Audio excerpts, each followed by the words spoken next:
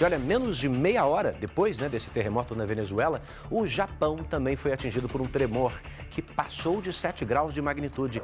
E a gente quer entender, junto com você, se existe alguma relação entre esses dois abalos.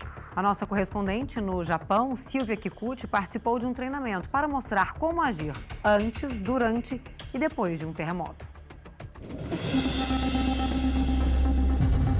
Essas imagens são de um simulador de terremoto aqui em Tóquio.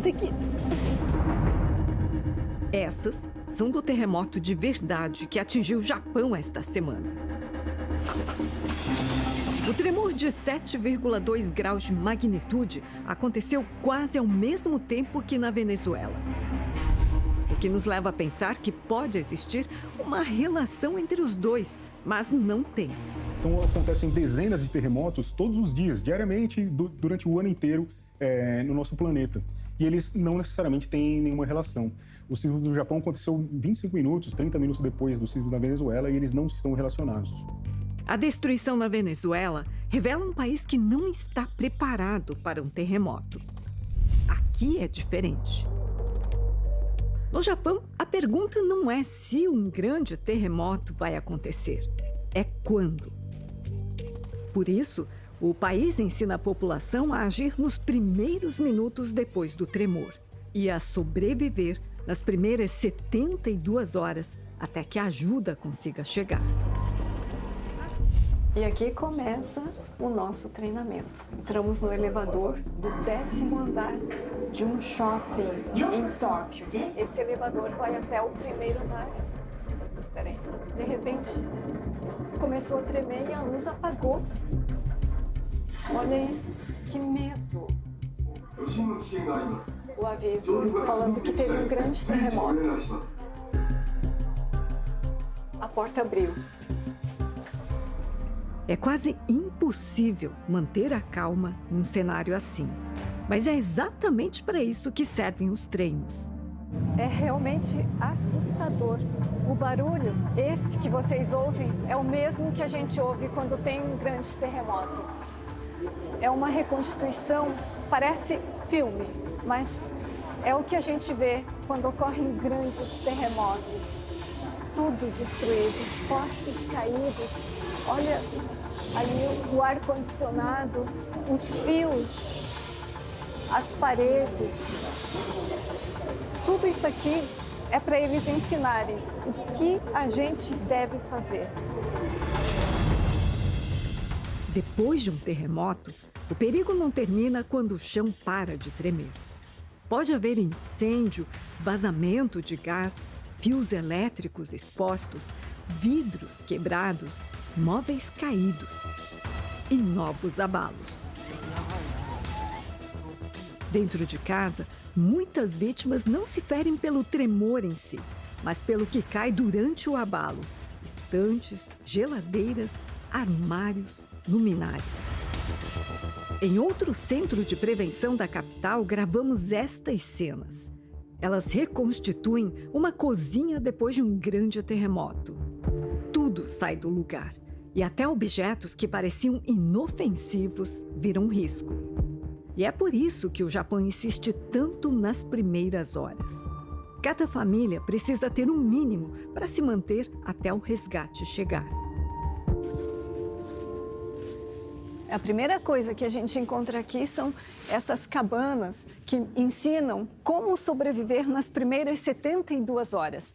E também vários objetos aqui, como lanternas, rádios, lenços umedecidos, um pouco de comida, remédios e luvas.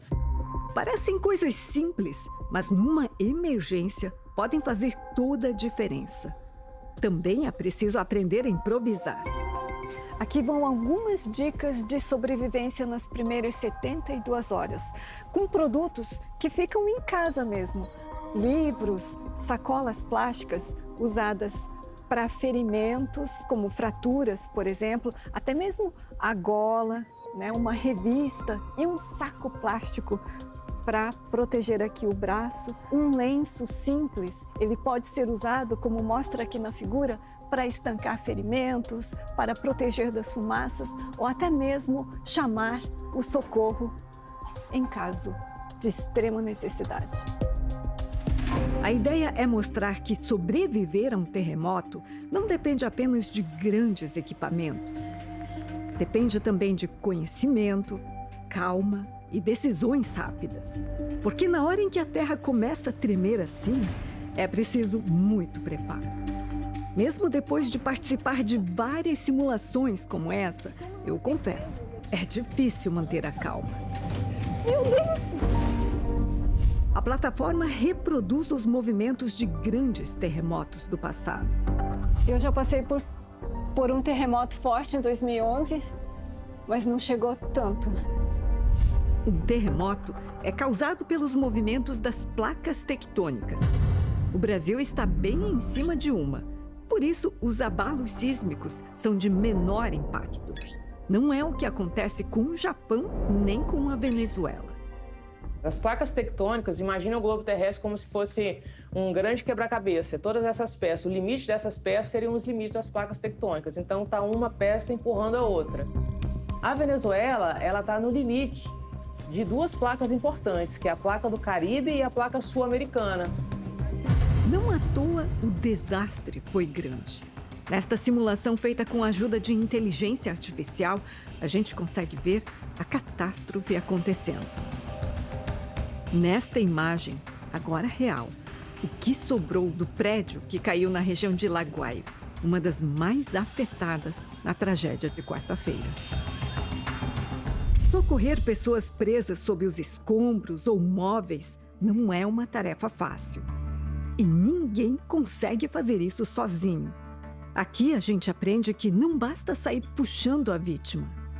Primeiro, é preciso ver se o local é seguro. Usar apoios, trabalhar em equipe.